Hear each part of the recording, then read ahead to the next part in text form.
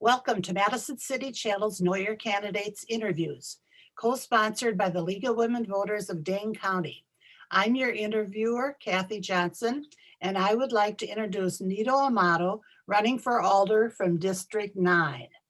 As we begin, please tell our viewers a bit more about how your educational, vocational, and civic experience has prepared you for this position and why you decided to run for Alder. Yes, I think that as we got into 2020, no one expected a pandemic. Bill Gates may have, because he forecasted that about 5 years ago. But between the pandemic and its impact on the elderly, combined on racial minorities, and when you look at the crisis the city was also facing on gun violence, gang violence, almost an epidemic of shootings throughout the city, I felt I could no longer sit on the sidelines, that I needed to get back involved. I had served on the city council back when I was a graduate student, have been chair of numerous committee boards and commissions, both for the city, the county, and the state. Didn't imagine me running for office again, but decided this was the time to do it. And I say that because I bring the expertise, the knowledge, and the know-all in the criminal justice field, in the area of economic and sustainability. And I know how to put together coalitions on a legislative body to make things work. So given the crisis before us, I came to the conclusion that I would continue my teaching at the university and run for the city office of 9th District Alder. The first question is, what issue or issues have you identified as being of primary concern to the residents of your district, and how would you approach tackling them? Yeah, what's very interesting is when I made my announcement, there was issues that I definitely felt were absolutely critical to be out in front. But I did a survey of 2,200 households and had an excellent response of 20%. And it confirmed exactly what I was going to basically campaign on, and that is public safety is near and dear to everyone in the city, regardless of what your ethnic background is, what your cultural heritage is. 91% of the constituents that I received surveys from in the 9th District, public safety was key, and restoring the funding to the Madison Police Department. The other thing is that parallel with that is a need for reforming in the criminal justice system and racial disparities. So contrary to some of the political polarization that's been going on, that you're either for the police or against the police, or you're for criminal justice reform or not, that's not true. There are people who want both. And so public safety, criminal justice reform, racial disparities, which have gone much too far and long in this city, and we haven't really moved the needle since the Race to Equity report came out in 2013. That's essential that we start doing that both on the economic side as well as on the employment job side, both city as well as private. Water quality is also very key. For 13 years when I was at Wisconsin Power and Light, I oversaw all of the environmental regulatory issues dealing with the DNR, EPA, other agencies, and I bring water quality experience to that issue. One of my responsibilities, besides environmental remediation and environmental affairs and management, was overseeing 2 water utilities in the Wisconsin Power and Light service area. I understand the challenges and the problems and the remediation issues, and PFAS, the man-made chemicals that are very toxins, are endangering our water quality. That's another important issue which I campaign on and which the voters also concur. And then there's multitude of issues, from public transportation, affordable housing, and I think equally important that given the financial crunch we're in because of the pandemic, we have to look at the way we do business in City Hall and look at ways that we can restructure some areas, consolidate in some areas, and at the same time expand in some programs. So it's not a simple 5% cut across the board. It's really doing our homework that's needed. There will be an advisory referendum on the ballot in April about a number of modifications to the Common Council, including changing the number of members, making it full-time, and changing the term of office. Which of these ideas being advanced do you embrace? Why or why not?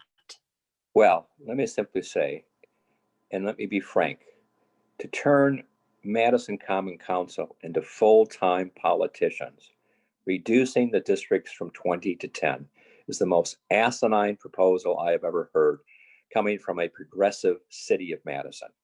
We have served the city well by having neighborhood representation.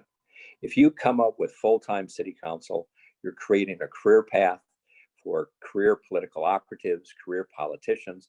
The moment you start doing that, not only are you raising their salaries from $16,000 a year to $67,000 a year, it's just going to grow into a monster. It would be a huge mistake. So I'm encouraging people to vote no. And in regards to changing the district size, it should remain at 20. When I was first on the council as a graduate student, we had 22 members and we met every single week. What we should be looking at is maintain the 20 districts, and we should meet every week and not every other week. Therefore, we don't have to have sessions by 2 or 3 or 4 o'clock in the morning. In regards to term limits, I do support that. You have 2 council members, the one that I'm running against has been there for 16 years. And there's another council member that I think has been there for 20 or 25 years. The incumbency has a tremendous amount of influence in determining whether someone's going to challenge them. I think there should be term limits. I think it should be no more than 3 cumulative years terms for the mayor. And I think there should be no more than 12 years or 6 terms for 2-year city council members. I also don't support 4-year terms. 2-year terms will keep people accountable. That's what we do in the House of Representatives. That's something we can do with the city council. So for coming up with a way to restructure government, it sounded like it was more of a plan to create career professional politicians, which quite frankly, I was shocked and disappointed that the committee had spent that much time. What they should be looking at is looking at ways to balance the power between the mayor's office and the city council's office. The city council now has staff, but it doesn't go far enough. The city council should have the financial audit capabilities, just like the Legislative Audit Bureau has, to keep in check the accountability of department heads and the mayor's office. But I adamantly oppose full-time city council members. And, if you cut the council seats in half, you're going to lose a lot of minorities in representation in the city. So on the one hand, we're talking about inclusion, and now you have a restructuring that's going to exclude people. So I hope the voters turn this down substantially. Homelessness, evictions, and lack of affordable housing are vexing problems for Madison that seem to have been exacerbated in the time of COVID-19. What ideas would you advance or support to help solve these problems? Well, the challenge of homelessness is only going to get worse in light of the pandemic and the economic crisis we're in. And obviously at the federal level, I'm hoping that the Biden administration and members of Congress use their 51% vote with the vice president casting the 51st vote to basically provide financial assistance to renters. And at the same time, the city has to step up because the homeless crisis, even before the pandemic, was bad enough. Now we're going to see families that could be out on the streets. And somehow we have to enact some kind of a moratorium, like we did with public utilities when it came to turning off energy use during the summertime and wintertime. And somehow we're going to have to address this issue, and so much is going to depend upon the federal government and the state government. The other thing is that, if I may add, the state government hasn't gone far enough. And once they do, I think we'll be better off. So we're going to have to work both the state side of the fence, the federal, and we'll have to build more facilities here in Madison. With the selection of a new police chief and the creation of Community Oversight Board, there's a lot of attention focused on policing and criminal justice, both from the perspective of racial equity in law enforcement and the concern of many citizens that in fact crime, especially car thefts and home burglaries, is increasing and the police response is inadequate. How would you deal with these concerns? Well, the first thing we need to do is get aligned. as to what's going to be our benchmarks. And the benchmark should be President Obama's task force on 21st century policing. In that bipartisan recommendations, which was law enforcement throughout the country, and Noble Ray also participated in that in a support role, and so did David Cooper. That gives us the foundation to move forward to rebuild trust with our communities of color. And without trust among the citizens of this town and the police department, we will never be able to get ahead of the crime problems we're now facing. I'm honored to say that both Noble Ray and David Cooper has endorsed me in the primary and will continue their support into the general election. The reason for that is that I, in fact, chaired the task force on race relations under Sue Bauman almost 20 years ago. And we addressed the issue of racial profiling, which the police chief at the time, who was Chief Williamson, denied was going on, but in fact it was. And we came to common ground with communities of color and the police department. And the laws and ordinance that we adopted at the city were later adopted by the state under Governor Doyle. So I have the experience, and also I teach criminal justice down at UW-Platteville. And so when I look at the oversight board, the new police chief, our desire to address the crime issues, combined with the importance of bringing us together, we need to either create a action task force with all the players and actors to make sure we're on the same page. And what we really want to do is change the culture of policing to a more protect and serve culture and get away from this military mentality culture. Madison businesses of all kinds have been severely stressed during the past year. What, if anything, would you propose to support business revitalization? Between the unfortunate demonstrations that turned violence in downtown Madison last summer, combined with the pandemic and the horrendous impact it has caused on the hospitality industry, and I hate to say this, but the value of the properties in downtown, we have to put a priority revitalizing downtown Madison and other small businesses. And what's equally important, if we're going to talk about being an inclusive city, almost 2/3 of those small businesses are inclusive of different cultures, different religions, different ethnic groups.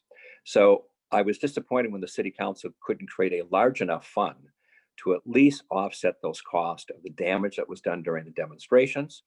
And I think we have to look at a way to streamline our regulations so that we can turn around and provide small businesses the ability to do more outdoor seating, following the guidelines. Lastly, what's needed is I think we're going to have to look at the shape of downtown Madison and use a combination of what they've done in the Twin Cities, create a promenade in State Street, but enclose the streets in glass canvases, just like they did in Minneapolis, and still have an open promenade. This way, people can enjoy the environment year-round, winter and summer. We have to think outside the box. Simply hoping that somehow they're going to get back on their feet is not going to work. So I recommend that the mayor, the city, Chamber of Commerce, and the small businesses, both on State Street and throughout the city, come together on a task force, report back in 6 months, that if we ever have to get in a crisis like this, what actions will we take? And in the meantime, what can the city do to assist them with potential TIF money, revenue bonds, as well as community block grants. I also support creating a minority-owned investment company that will also create more small business development for African-American and Hispanic entrepreneurs. What would you like to say to the viewing audience as we complete this interview? Well, we're at a crossroads in the city. We were already having challenges with the crime, budgetary issues, trying to deal with not obtaining our sustainability goals. You combine that with the pandemic and the violence that took place. We really have to have people who have experience on the council. That's why I'm running. If in fact this was business as usual, if we weren't facing the crises we have been talking about, I'd probably back one of the other candidates against the current incumbent. But that's not the case. I can hit the ground running. I've been there. I have a proven track record. And if I am given the honor to be back on the council in the primary and in the general election, they'll have my unconditional support that I will do what I can in trying to turn Madison in a much more inclusive city and address the immediate issues, something that I did many years ago and will do this time around if elected. I'd like to thank Nino for speaking with us and the viewing audience for taking the time to know your candidates. As with every election, please vote. On behalf of Madison City Channel and the League of Women Voters of Dane County, I thank you for joining us.